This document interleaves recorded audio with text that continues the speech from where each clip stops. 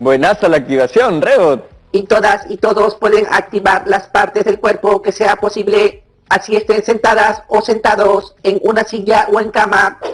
Hoy estableceremos relaciones entre los atributos medibles de las formas geométricas y lo expresaremos con lenguaje geométrico. Luego emplearemos estrategias y procedimientos para determinar distancias en mapas y plantearemos afirmaciones sobre las relaciones y propiedades que se descubren entre los objetos. Y podremos ver nuestro progreso de aprendizaje a partir de los siguientes criterios. 1. Calcular distancias en mapas topográficos. Y 2. Calcular distancias en mapas utilizando el sistema de coordenadas. Hola Jonathan, Rebot, chicas y chicos en casa. Buenas tardes. Espero que se encuentren muy bien. El trabajo con los mapas me ha sorprendido, profesora. Veo que hay muchas posibilidades para conocer un lugar antes de visitarlo. Pero siempre me quedo con la duda de cómo hacen para convertir la superficie irregular de un territorio o incluso la curva del planeta Tierra en los mapas, que son planos. Es de verdad increíble. ¿Se perderá o deformará parte de la información real? ¿Cómo se podrá controlar eso? La Tierra es un esferoide de superficie desigual y ligeramente achatada en los polos. Se le llama elipsoide de revolución. Cuando queremos hacer un mapa de la superficie terrestre, es necesario transformar las 3 dimensiones para crear una hoja de mapa plano de 2 dimensiones. Esta transformación matemática se conoce como proyección cartográfica. ¿Eso es geométricamente imposible? En cartografía, este problema se resuelve mediante las proyecciones. Una proyección cartográfica es una correspondencia biunívoca entre los puntos de la superficie terrestre y sus transformados en el plano, llamado plano de proyección. Las proyecciones cartográficas se clasifican según su tipo de superficie y orientación. Pueden ser normales, transversales y oblicuas, en las que tenemos planas, cilíndricas y cónicas.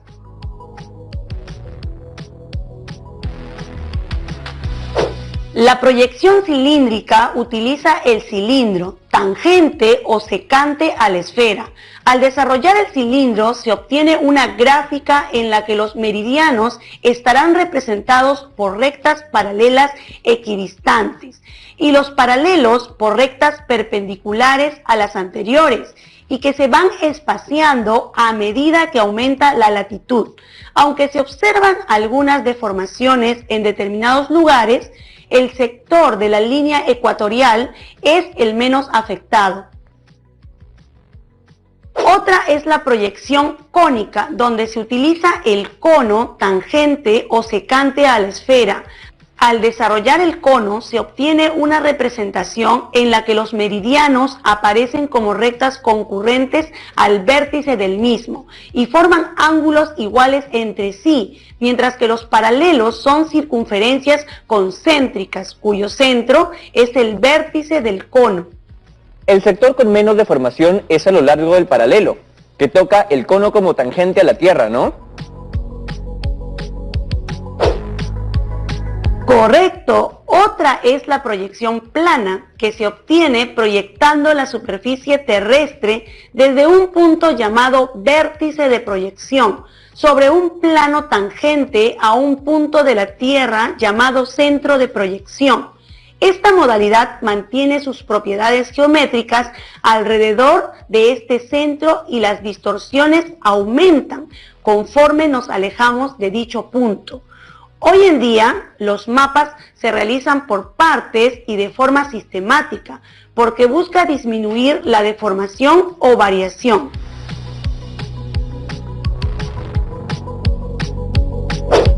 Las medidas que se buscan conservar usualmente se refieren a las distancias, las superficies o áreas y los ángulos. Lo que uno decide conservar depende de la necesidad que se tiene y de lo que se quiere conocer. Una de las proyecciones más usadas es la proyección Universal Transverse Mercator, o UTM. Aquí se usa un cilindro, pero de forma transversal al eje de la Tierra, permite formar un mapa que divide la superficie terrestre en 60 usos verticalmente y 20 zonas horizontalmente. Según mi data, esta proyección permite que cada punto de la superficie terrestre pueda ser descrito en base a coordenadas UTM que están expresadas en metros usualmente. ¿Y cómo podemos emplear estas coordenadas? Pero antes que me responda eso, profesora, vamos a la pausa. ¿Puede ser? ¡Por supuesto! Amigas y amigos, ya regresamos con Aprendo en Casa. Hola a todas y todos en casa. Ya estamos de regreso con el programa. Profesora, ¿cómo podemos emplear las coordenadas que vimos? Estas coordenadas nos permiten ubicar un lugar dentro del planeta Tierra y también nos sirven para hallar distancias. Les muestro a todas y todos en casa. Primero debemos saber que las coordenadas están expresadas en metros, lo que facilita su manejo. Sabiendo esto, ubicamos un punto, de preferencia que esté en el cruce de las marcas del mapa. Entonces tenemos coordenadas de A, 560.000, norte 9.440.000. Coordenadas de B, 560.000, norte 9.400.000. Basándonos en ello, podemos hallar la distancia del punto A al punto B. Como en este caso, ambos puntos tienen las mismas coordenadas por lo que la distancia se halla con la diferencia entre las dos coordenadas norte. Que en nuestro caso sería 9.440.000 menos 9.400.000 igual a 40.000 metros, que equivale a 40 kilómetros.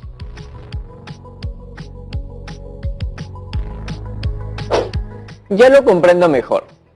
Un mapa es una representación aproximada de la realidad. Y para obtenerlo, se sigue un proceso geométrico y cálculos matemáticos. Además, si consideramos un mapa con la proyección UTM, podemos conocer la ubicación de un lugar y también calcular distancias. Tú lo has dicho, en el caso de la cuenca del río Piura, trabajamos con un mapa que no consideraba las diferencias de las alturas que hay en una montaña u otras, ¿recuerdas? Pero para la distribución del agua será necesario conservar todas las distancias en el recorrido que harán las tuberías, por lo que ahora será vital tener un mapa que permita conocer las diferencias del relieve de un territorio. En este caso tendremos que recurrir a un mapa topográfico. La palabra topo viene de lugar o territorio y grafía viene de escribir, pintar o dibujar. Eso mismo, este mapa ofrece información en detalle sobre los accidentes geográficos, tanto naturales como artificiales, de la capa externa de la Tierra, a través de símbolos, colores y curvas de nivel. Para conocer mejor lo que ocurre, leeremos mapas topográficos y revisaremos primero algunos elementos como las distancias, las curvas de nivel y las escalas. Empecemos por conocer sobre la distancia. Imagínate, Jonathan, que te mueves desde donde te encuentras hasta tu escritorio caminando. A medida que camines, iremos trazando tu recorrido, que lo describiremos con una línea, como si estuviéramos dibujando un mapa observado desde la parte superior. Empieza a caminar, por favor. Ahora regresa a tu posición inicial, pero haciendo un recorrido ondulado como un río.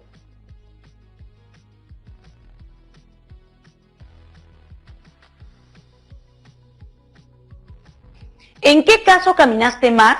¿En qué caso menos? ¿En qué caso es más sencillo medir la distancia y cómo lo harías? ¿Cómo lo harías si ves el trazo en un mapa? He caminado más cuando he regresado, pues hice algunas curvas. Y he caminado menos cuando fui en línea recta. Para medir ambos recorridos es más sencillo en la línea recta, ¿no? Tomaría una regla o una cinta métrica y listo. En el caso de la línea curva, está un poco más difícil la cosa, porque tendría que elegir algo flexible como un hilo que pueda cubrir las curvas que di. Entonces, con el hilo sigo el recorrido.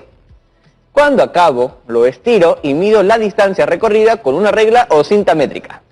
Bien, entonces ambas distancias se podrían representar en un mapa. Ahora, ¿qué ocurriría si tu recorrido fuese en subida o en bajada? O con ambas, ¿cómo se verían en el mapa? En las montañas de Piura, en la parte alta de la cuenca del río Piura, hay zonas que los jóvenes usan para el ciclismo, como vemos en la imagen. Imaginemos un corte transversal de la montaña y una vista de perfil de esta. Los ciclistas pueden estar bajando esa montaña. ¿Cuál sería el recorrido realizado? ¿Cómo se vería en el mapa? ¡Qué chévere se ve! El recorrido sería lo que vemos marcado con color rojo. Pero si pienso en cómo se vería en el mapa, imagino que se vería como en la foto tomada desde arriba. O sea, una línea recta que se conoce como distancia, ¿cierto? Buenas observaciones, Jonathan. Mira, la distancia entre dos puntos del mapa topográfico se interpreta así. El recorrido es la longitud de la trayectoria descrita para ir sobre el terreno de un punto a otro. El recorrido es prácticamente imposible de calcular o medir en un mapa. La distancia es la medida del segmento que une los dos puntos ubicados a diferentes alturas. Se calcula conociendo la distancia horizontal y la diferencia de nivel entre los puntos. Es difícil usarla topográficamente, por lo que más la empleamos en los mapas que vimos en programas pasados. La distancia horizontal se mide directamente sobre el mapa topográfico y utilizamos la escala para encontrar la medida real. Si en este caso comparamos y ordenamos estas tres distancias, notaremos que el recorrido es mayor. Después viene la distancia. Y por último, la distancia horizontal, ¿no? A ver, prueba cómo calcular. Tenemos la distancia que es 100 metros. La altura de la montaña en el punto A es de 328 metros y en el punto B de 300 metros. Creo que podemos hacer un trazo auxiliar y formar un triángulo rectángulo. Y, utilizando el teorema de Pitágoras, podemos calcular la distancia horizontal. En el triángulo rectángulo tendríamos la hipotenusa, que es 100 metros, y un cateto de 28 metros, que se obtiene restando 328 metros menos 300 metros. La distancia horizontal la obtenemos si hallamos el cateto faltante. Gracias, Rebot. Esa distancia la podemos averiguar aplicando el teorema de Pitágoras. La hipotenusa al cuadrado menos el cuadrado del cateto conocido nos debe dar el cuadrado del cateto desconocido. Calculamos 100 al cuadrado menos 28 al cuadrado es igual a x al cuadrado. Desarrollando tenemos 10.000 menos 784, que es igual a x al cuadrado. Finalmente, tenemos que la raíz cuadrada de 9.216 es igual a x. La raíz cuadrada de 9.216 es 96. Por lo tanto, la distancia reducida de ese recorrido es de 96 metros. Muy bien, hasta aquí tenemos la posibilidad de medir distancias horizontales en un mapa topográfico. Ahora, solo faltan las verticales y para eso revisaremos el significado de otros elementos de los mapas, las curvas de nivel. Las curvas del nivel son un recurso que se emplea para la representación de un relieve variado como montañas y llanuras. Así es, imagínense una montaña con las curvas de nivel. La representaremos en un plano. Luego, con solo mirar esas líneas, podremos interpretar que existe esa montaña y nos daremos cuenta de su forma. Construirla es fácil. Imagina cruzar la montaña con varios planos paralelos entre sí y separados siempre por una misma distancia. En cada plano se forma una línea curva cerrada cuando éste se intersecta con la superficie de la montaña. Esta línea que se forma es una curva de nivel. Proyecta cada curva sobre un plano común para establecer la representación gráfica de esa montaña o del relieve que se quiere describir. La diferencia de altura entre cada curva de nivel debe ser constante y varía en función de la escala del mapa. Conocer el relieve de una superficie es importante, en especial si queremos aprovechar los recursos que nos brinda la naturaleza. Por ejemplo, ¿en qué parte del relieve deben ser colocados los reservorios de agua? ¿En la parte alta? ¿En la parte baja? ¿Por qué?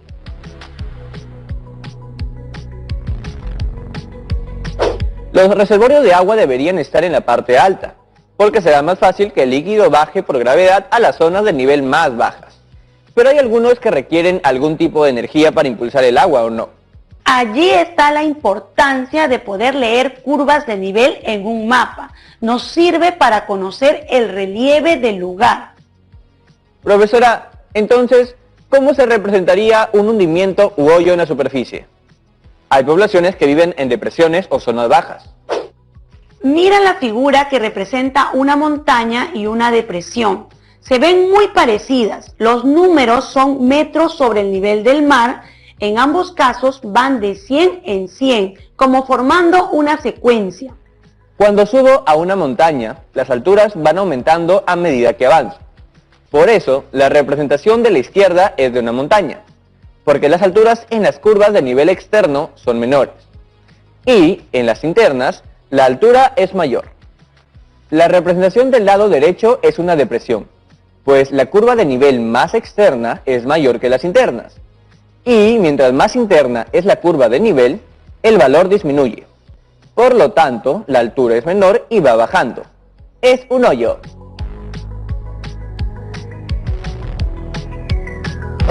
Bien, veamos un ejemplo. El siguiente gráfico muestra las curvas de nivel de un extracto de un mapa topográfico, donde la distancia horizontal del punto A al punto B es de 1,5 centímetros en el mapa. Determina la distancia si la escala es 1 a 25.000. Observo en el gráfico que la distancia entre curvas de nivel es de 100 metros y la distancia vertical desde el punto A al punto B es de 500 metros. Esto lo obtengo restando 1000 metros, que es el nivel del punto B, menos 500 metros, que es el nivel del punto A. Luego sabemos que la distancia horizontal del punto A al punto B en el mapa es de 1,5 centímetros. Entonces, utilizando la escala, podemos determinar el valor real de dicha distancia horizontal. Reemplazamos en nuestra fórmula de escala, que es igual a distancia en el dibujo sobre distancia real. Realizamos las operaciones y obtenemos que 1,5 por 25.000 es igual a 37.500 centímetros.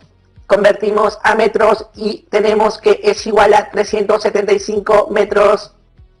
Realizamos un triángulo rectángulo para expresar esa parte del mapa topográfico y obtenemos que la hipotenusa viene a ser la distancia entre el punto A y B, que es X metros, y la distancia vertical entre el punto A y B, que es de 500 metros, representa uno de los catetos.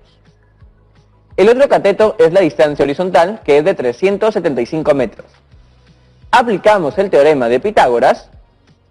375 al cuadrado más 500 al cuadrado igual a X al cuadrado.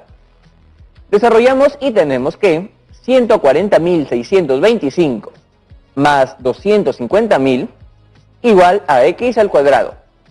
Entonces, X es igual a la raíz cuadrada de 390.625. Finalmente, el valor de X es 625 metros. Por lo tanto, la distancia es 625 metros.